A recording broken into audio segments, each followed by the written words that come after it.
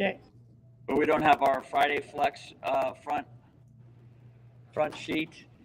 Hey team, what is happening? Good morning. Today is Friday, May 29th, and we are coming to you live. And this is Friday Flex. This is one of the shows that Aaron and I set up. I'm Thomas Rowe, your co-founder and co-host of Friday Flex, co-founder of Blueprint to Bluechip. And what started off as a high school mentorship program, just basically working with high school athletes, their families, and high school coaches to make sure that everyone is aligned to get these athletes to perform at their best with expectations of what the coach is looking for them, and getting them and placing them in a college or university that matches their skill set. We've said this all along, not every athlete is meant to go D1. Some go D2, D3, NAIA, and quite honestly, some athletes never go on to play after high school, and that's okay too. But what's important to understand, and I'm getting on a little rant right now, probably a little outside the lines of Friday Flex, is that I've always focused on bigger, faster, stronger. And when Erin, my co-host, came in, and I'm going to give her an opportunity to introduce herself and tell you a little bit about her, I was solely focused on bigger, faster, stronger. And then what Erin brought to the equation was character, integrity, and discipline with every step. And that means every step into the weight room, every step into the classroom, every step into your life with character, integrity, and discipline. So what we're focused on is a well-rounded athlete, because most of us know, I think it's, and Aaron can confirm this, I think only 7% go on to play in college, and then less than 1 to 2% actually go on to play in the pros. So what are we doing? What is our obligation? What is our responsibility to make sure that these athletes, families, coaches are set up for success long after playing? So with that, we came up with a handful of shows, Path to the Pros, which aired last night. We had an awesome turnout. Thank you so much for joining us. And one of the questions that we get often from parents, from high school parents, high school coaches, and high school athletes, even college athletes, is what does it take to get to the pros? There is no magic bullet. There's no secret sauce. There's no blueprint per se, because every athlete has a different path. And with that path, what we do know, every athlete will tell you, is you can't cut corners, you can't look for shortcuts, and you really have to embrace the process. And when we mean embrace the process, that means when things get hard, don't just jump in the transfer portal. We're going to get into NIL and the transfer portal a little bit later, but that is my TED Talk. I've got so much more to share, but right now I don't want to monopolize the time. I want to turn it over to my my co-founder and co-host, Aaron. Aaron, all yours. Welcome to the show. Happy Friday. Welcome, everybody. We love this show because we're going to talk about current events and what we do. So what brought Blueprint to Bluechip together was we saw the gap in what the athletes need today in order to succeed. And so, yes, you need to be big, fast, and strong, but you also have to have the character, the integrity, and the discipline in order to achieve and sustain. So real quick, my background, I spent 20 plus years in corporate America as an executive coach and strategist. I know Thomas doesn't like when I call myself a coach, but ultimately I spent a ton of time with senior executives, leaders, CEOs, C-suites. And what I saw where they struggled, we have to translate that to the younger generation and get it much earlier. And so I'm a mom of 2 high school athletes. Super excited milestone. My daughter achieved high school graduation this week. So it has been a wild week in my house, but we could not be more proud of Peyton. So Peyton, I'm sure you're not awake because it's Friday. You've had a lot going on, but mom loves you. I'm proud of you. And I can't wait to see where the next chapter takes you, which is a beautiful segue because she's a softball player. And the most exciting time, I think, in softball is right now because we are in the midst of the World Series down in Oklahoma City, and it could not be more exciting. So we have incredible teams playing right now. So we're going to dive into that. We're going to talk about Caitlin Clark, and we're going to talk about just the current events and NIL, transfer portal, all that good stuff. So I don't know if you got to watch any games, T-Row, yesterday, but man, it was electric. Incredible teams that made it there, obviously. I was up till way too late catching the Nebraska Arkansas game, which went to extra innings. It took them till the bottom of the 10th for somebody to win. And a young lady hit a walk-off 2-run home run because they put an extra runner on base at second base as they go into extra innings to help get it moving so somebody scores. So if you hit, likely you're going to have a runner come in. So exciting stuff. It's double elimination. So the losers move down to the losers bracket, which, I mean, those are incredible teams. UCLA, Texas, the defending world champions, are in the loser bracket. Arkansas, and good golly, I can't think of the other team right off the top of my head that lost yesterday. Arkansas, Texas, UCLA, and good Lord, Aaron. Here we go. Oh, and Mississippi State. So should be exciting to see what happens today. But a lot of incredible talent. You got the National Player of the Year in Jordy Fromm pitching for Nebraska. Just was electric last night. Pitched 10 innings. Incredible. So exciting stuff for women's sports. Thomas, what would you like to add on the College World Series? Well, I think it's absolutely awesome for women to excel at this high level, and they don't get enough attention. And something I want to bring to the audience, and I really hope this resonates with you as it did with me. A while back, later on in the segment, we're going to get to NIL and the transfer portal. But one of the things that Aaron brought to my attention is women athletes, especially softball players, with their NIL contracts and their payouts, they're getting paid for their performance. They're getting paid for what they succeed at. And Aaron could get into that with all of these pitchers from the girl from Nebraska, Texas Tech, from Tennessee, who I think got drafted first in the professional world, baseball or World Series. But what's more important is to understand that most men in the NIL space are getting paid for potential. And a lot of these athletes fall short of their potential. And one of the things we have to stress and we have to bring to light is the fact that college athletes, while the NIL is important and it's seductive, you also have the responsibilities of your classwork and maintaining your grades so you are eligible to play. 2, you have to learn the playbook for the team that you're playing for. And 3, now you're going to have, you just brought on an additional job of keeping your keeping your obligations for your financial payout with NIL. So we're bringing home or bringing to light a lot of the pitfalls, the highs and lows of NIL. But back to softball, I think it's absolutely amazing. You know, one of the things that we're going to get into with Caitlin Clark and WNBA, and why I don't watch the NBA, not that I don't like women, not that I don't like basketball, I just don't like the political bullshit that's going on with it and the bickering and all this other stuff. I'll get into that in a second. Let's get back to softball. So with respect to softball, I don't know the girl's name. I followed it loosely, and that was a softball player that played at Florida, transferred to Texas Tech, and she just had a game where she had multiple pitches thrown at her and she was hit. I believe it was Jason Williams, White Chocolate from Florida, also NBA champion, that was very outspoken about what happened. One of the things that we try to stress with our athletes, as well as with the coaches and with the parents, is sportsmanship. And that means controlling what you can control, controlling your temper. You can't control what other teams, other coaches, other umpires, and other people are going to do. You can only control how you react. Getting hit with a softball or anything, that sucks. I get that. But I think more importantly, what we need to understand is, Jason is a high visible guy, and he was very vocal. I think he just could have handled it better. Honestly, I didn't really pay too much attention to it because where I'm at right now, personally and professionally, I just don't have time for chaos. And, just bickering and yelling and screaming just doesn't work for me. So what are your thoughts, Aaron, on the Florida and Texas Tech game? Well, I mean, I love that women are ultra competitive, but ladies, let's have good sportsmanship. I don't know all the ins and outs of the dynamics. They had a player, and I know her last name's Williams. I can't remember her first name right now as we're live. But I think what I would offer is just how do we maintain control of our emotions?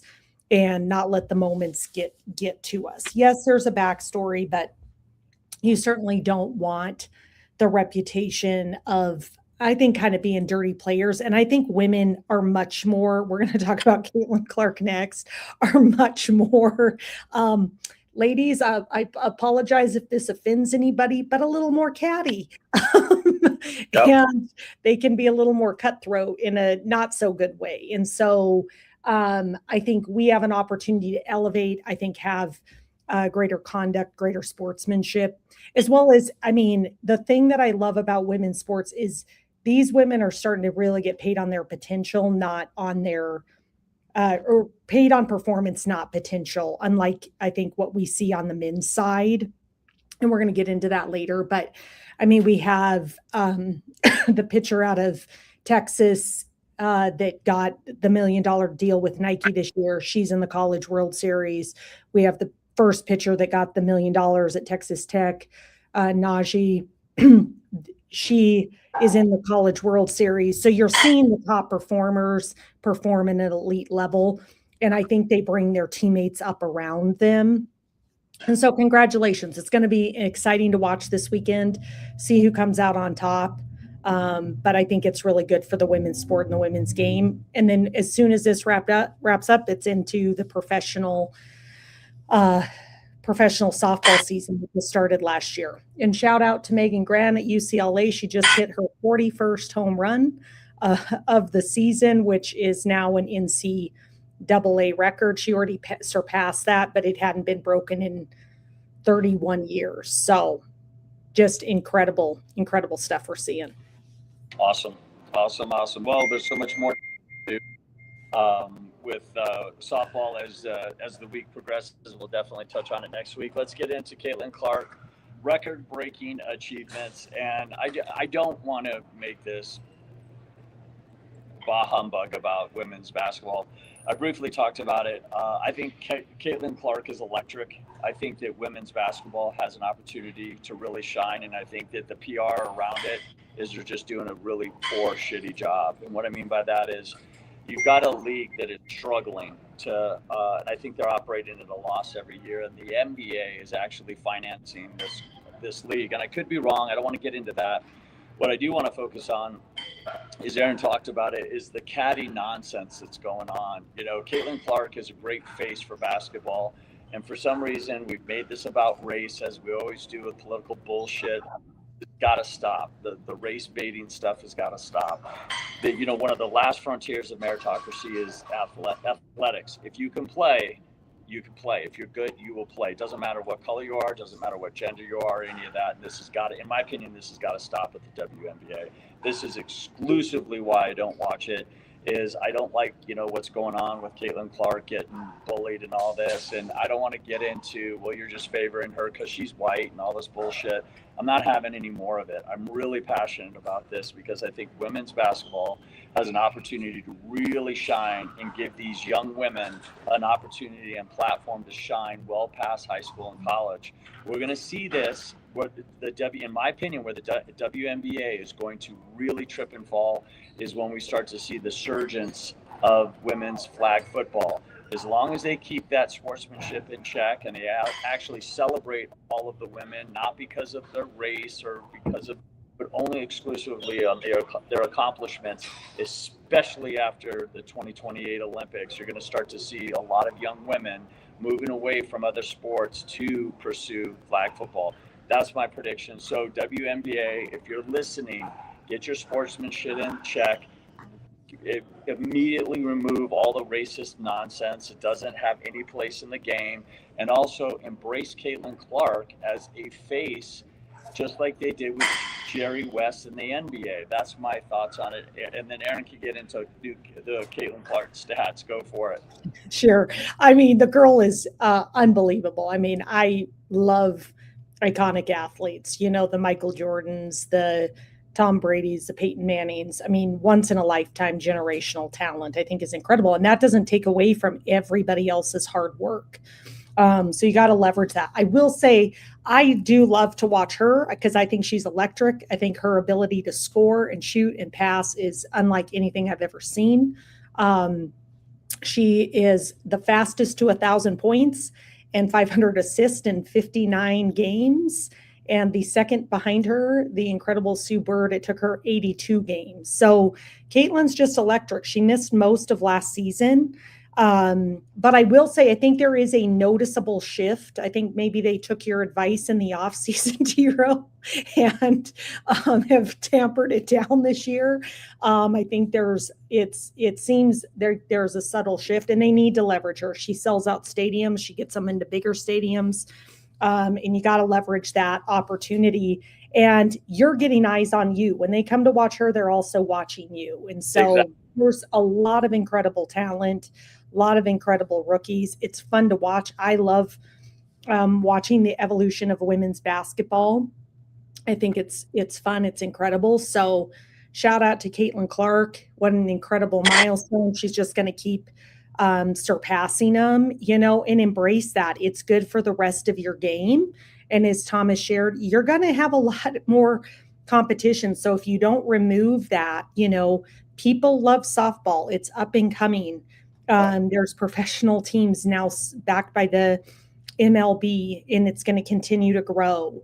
You have women's flag football that's going to be surging, especially as we come into the 2028 Olympic Games. This is an opportunity for you guys to shine, step up, and really be a showcase. And I think knock off the craziness that has gone on for the last 2 years. So that's all I'll say to that. Totally agree. Well, I mean, it's just awesome what the WNBA is providing for young women. And, there's been so many great women that have come before her. And I think that what athletes in the WNBA need to do is take a page out of the NFL, take a page out of the NBA. There are some athletes of yesteryear that are just absolutely exceptional, and records are meant to be broken. You look at Walter Payton, arguably one of the best. You look at Barry Sanders, arguably one of the best, and these records are going to be broken. So when you have a new talent like Caitlin Clark, embrace it, build her up, lift her up, let her lift the sport like so many of the athletes are doing today.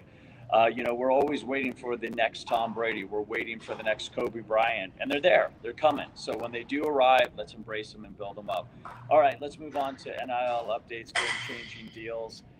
Again, I love that these young women are being compensated and rewarded and paid for their skills, because you could go on YouTube, or you could see it come through your algorithm if you're watching. Aaron sends me all of this softball stuff, where you're actually starting to see a lot of women softball pitchers striking out Major League Baseball men. I understand the game's a little different. The ball spins at a different velocity, comes at you at a different angle. But the bottom line is women are striking out men. It's pretty impressive to watch. These women are incredible athletes, and they have an opportunity to really shine with this professional league that's opening up. But for right now, I think what's going to start happening as women start to get paid more in the NIL, which I think they deserve to be paid, you're going to start seeing a lot more athletes spend more time in college, and the incentive to get paid there versus going on to the pros. I think that, we're seeing that now with college athletes sticking around. And because of NIL, they say that it's hurting the NFL draft because some of the best athletes aren't coming out. They're actually sticking around, and I don't blame them. Stick around. So I know that Aaron's going to get into what's going on at LSU. I saw this coming. I know people are going to say hindsight is 2020, but if you start opening the door and you start giving a little wiggle room, you've heard the cliche, give somebody an inch, they take a mile. LSU basketball has now recruited former, I think, G3 or 3G players and European players to come play at LSU. LSU has they have deep pockets. You saw what's going on with Lane Kiffin. They just want to buy championships, but unfortunately, if every other university tries to keep up with LSU on this NIL front and rev share, they're going to find themselves bankrupt. We're seeing this at Arizona. We're seeing it at UCLA. We're seeing it at Washington, and dozens of other schools across America that are trying to keep up with the Power Five. It's just not sustainable. And who's getting punished is the academics and the students, not the student athlete, the students that are stuck with high price in tuition and low retention of their professors. So, Aaron, why don't you get into what's going on at LSU? Yeah, I can get into a lot of it. One couple things came up for me as we think just broadly about NIL is, what is actually the goal of this? And I think we're missing sight of, I think, why schools, with the revenue share and or allowing athletes to capitalize off their name, image, and likeness. I think we're starting to lose all kind of the North Star of why we even got to this place, because I think we're now eroding sports in a way where it's like, I don't think you were talking about meritocracy. I think we're on a slippery slope. Is it moving sports towards an influencer economy versus a performance economy, Sure. as well as, these are now assets. There's a lot going on because the schools don't want to see them as employees, et cetera. We're not going to get into all of that because that's not our expertise, but it really does beg the question of when you become an asset, now you have to be trusted. And, that's why I think Blueprint is at the perfect time coming in here, because you now have to be trustworthy. Now have to make quality decisions. Everything you do influences what your deal per se. The quarterback, let's talk about this first. The quarterback that got transferred from Cincinnati to Texas Tech got a $5 million deal, got caught gambling, and now he is suspended. He can't play. So that was a young man's character, not his quarterback skills, that actually now have him sidelined. And he's failed to, I think, win the legal battle to get reinstated. But schools are going to have to vet more. They're going to have to invest more. And they should be caring about the well-being of these athletes beyond the deal. We're seeing kids that are transferring and not understanding that there's ramifications of you having to pay the last school you were at. There's a whole magnitude of things that are happening. And let's just put into perspective, for the most part, we're talking about 18, 19, 20-year-old young men and women not equipped and qualified to understand and make these decisions. And then we're in an environment where it's kind of shark infested water, where there's a lot of people we know in our circle that have high integrity, that want to protect these athletes and do the right thing, but that's not been the industry standard thus far. And so we really want to change that to make sure that these athletes have the opportunity to capitalize on this, set themselves up for life, and think about the big picture long term, and not just chasing NIL deals or rev share opportunity, because it may not turn out for you, and that's why we do everything that we do, is to educate athletes in that manner. 100%. 100%. I mean, the only thing I would add to that is there was, I think his name is Art Schliester or something to that effect. Ohio State got caught for gambling. We've heard about Pete Rose. And I don't want to get into whether or not he deserves to be in the Hall of Fame. That's a whole nother conversation. Maybe he is now. I don't know. I haven't followed it closely. But the bottom line is, it goes back to what we talked about at the top of the segment: character, integrity, and discipline. And I think a lot of these athletes are seduced by the money. And what they don't realize is I'm a huge mental health advocate. Those of you that know me have been following us for any certain amount of time, especially over the last couple of weeks. I started silencethenoise.org, which is a foundation for my sister who battled mental illness. She was manic depressive schizophrenic, and everything we do, all proceeds go to NAMI, which is the National Alliance of Mental Illness. This is a segue into, I believe, suicide is it's on the rise, Aaron, in college athletics. And it's only going to get worse with these kids who hit their highest earning potential, 18, 19, 20. You're going to start to see a dip into high school, where these kids are making six figures in high school, and they have no clue about S Corp or LLC or tax, how to shelter money, how to save, how to set up 401ks, how to set up retirement accounts. Everything for them is hot. Money is a hot potato. And you're going to start seeing, and then what ends up happening is what athletes don't understand. It's not the university's responsibility to make sure you're financially literate. That's where somebody like Aaron and I come in, Blueprint to Bluechip. We're not agents, we're not tax accountants, but we do have a portfolio of those that we do network with. So these athletes, I believe, when they, we talked about hard times and embracing the process. If you start transferring around and chasing these money deals, you're going to find yourself a fifth-year senior, you're done with eligibility, and you've only accumulated 30 to 50 units. So you're nowhere near graduation. When your eligibility is up, the university is done with you. So your opportunity to earn money, I hope you put that money away, because you're going to need to, you're no longer eligible to play sports, and a majority of you will not go on to play professional sports. So you're going to find yourself upside down, you're going to find yourself in a credit deficit, and you're going to find this money running out rather quickly. So that's where I think it's going to lead to a lot of suicide, because you haven't built up the resilience. Last night on Path to the Pros, we had Joe on there from, he was was it zero recruiting, 0 stars out of high school, was a preferred walk-on at Wisconsin, worked his way up to a scholarship, worked his way up to an All-American, worked his way up to getting drafted, worked his way up to being a Pro Bowler. Why? Because he embraced the process. He stayed at Wisconsin. There was no NIL. And that time in the transfer portal meant you sat for a year or dropped down.